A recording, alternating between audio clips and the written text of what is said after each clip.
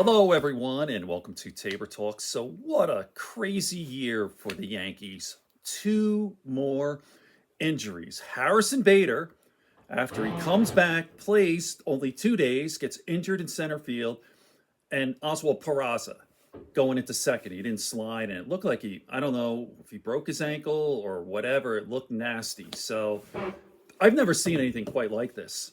It is nuts. More on that on my channel, Yankee Talk. Aaron Boone makes another head scratching move. The Yanks ended up winning in the 10th. That was exciting. Anyway, I don't. That's for my other channel, Yankee Talk. Getting right into this. The other day, did a video on Joe Rogan. I'm done with Joe Rogan. I've decided what I'm going to do is be selective. Forever, since really 2009, I've listened to every minute of every podcast. Really, 2015, every minute of every podcast. I started in 2009 when the podcast just started, but I was really OCD, very religious about it. No matter what the topic was, I had to listen to it, even if it's stuff I'm not interested, like hunting. I'm interested at all in hunting.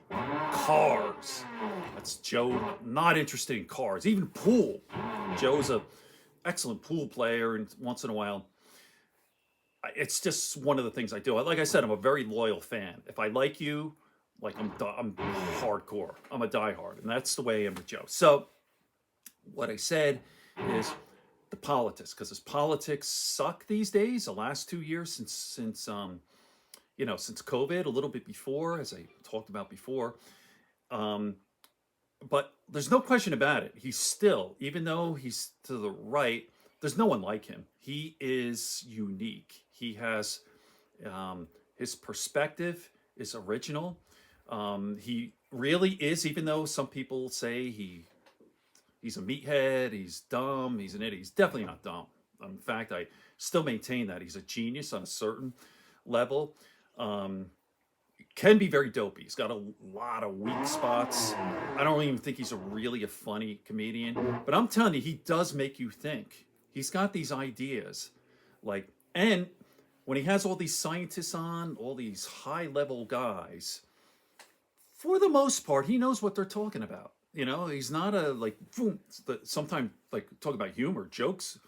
But Michio Kaku, as I said before in the last video, love the guy. Have 3 or 4, maybe even 5 of his books.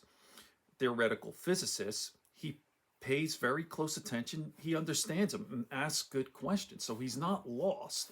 So, and by the way, most people like Joe and his name is so fitting because he's kind of like your average Joe. Joe Rogan, your average Joe. He's not intellectual. It's kind of, you can relate to him. Like, hey, bro, he's broy. Like, he's a bro. So, and lastly, when you start with Joe Rogan, by the way, I'm a UFC guy. Like, I've trained martial arts. I used to love it. I know Joe Rogan, not from Fear Factor, as I said before, but from the UFC. And he was very good at it. He's made some mistakes. He makes mistakes. No question about it. But he's good. And what you love about him is his enthusiasm. He's very passionate about the sport. And that's what you want and need. So, and here's the thing. When Joe started in 2009, first episode, December 2009, really started doing more in 2010. He was right at the tip of this podcasting and all of these sort of alternative news sources like Vice, right? Vice was huge in 2010. And by the way, Vice is bankrupt. They're going bankrupt. Nate Silver, right?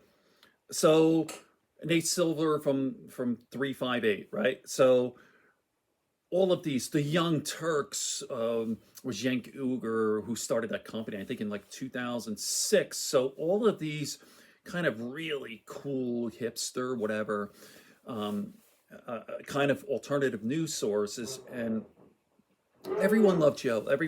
Joe was so cool. And by the way, Joe got he's got the biggest platform there is. But he started, he's a stand-up comedian. He's got a television show right away. Got 2 of them. Hardball, was it? And News Radio. News Radio is not that bad. Hardball they only had 3 or 4 episodes.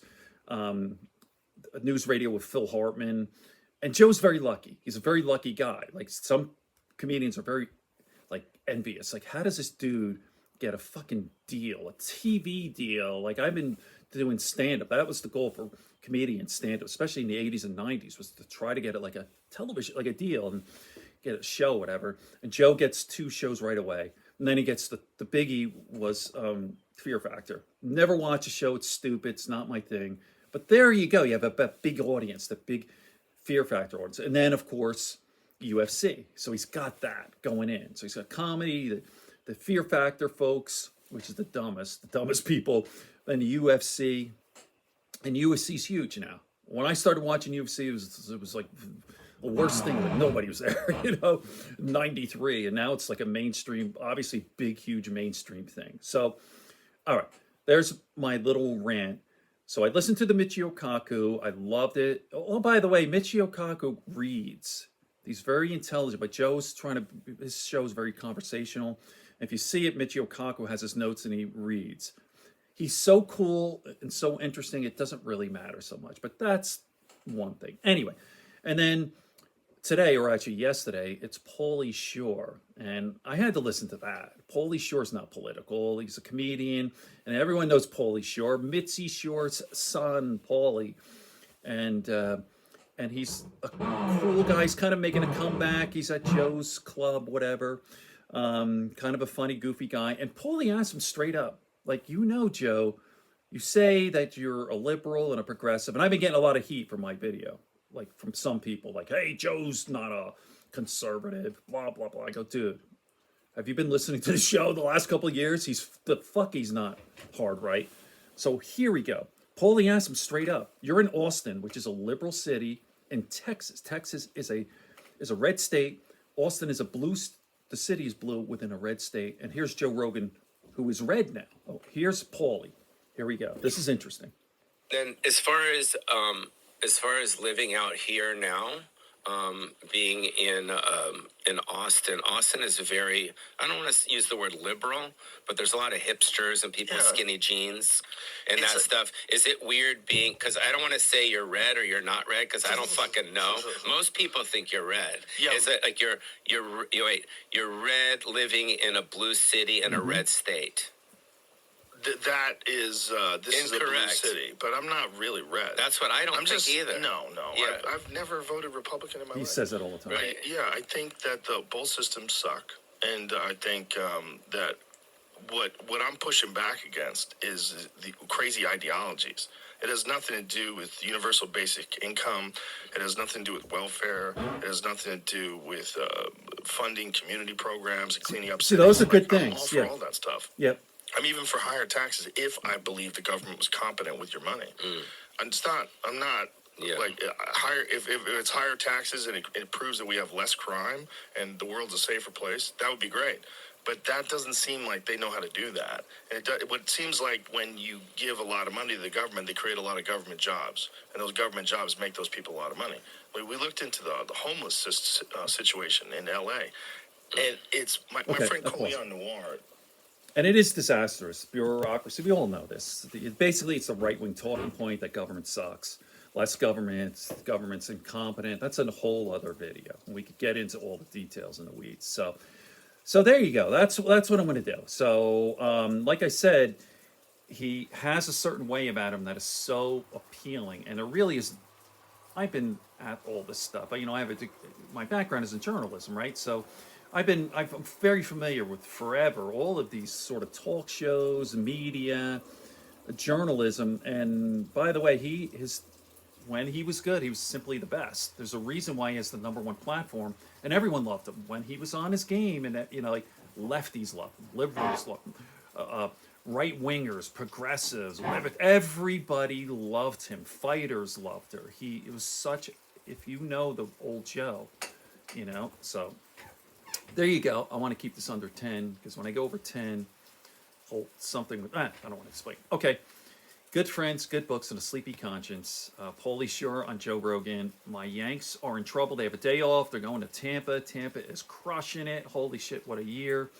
And the Yanks are in last place, and half their team is on the IL. 13 of their guys of the original roster of 26, 13 on the IL.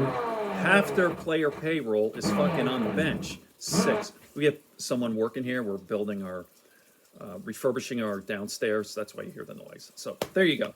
Good friends, good books, and a sleepy conscience. Peace, love, and understanding here on Tabor Talk.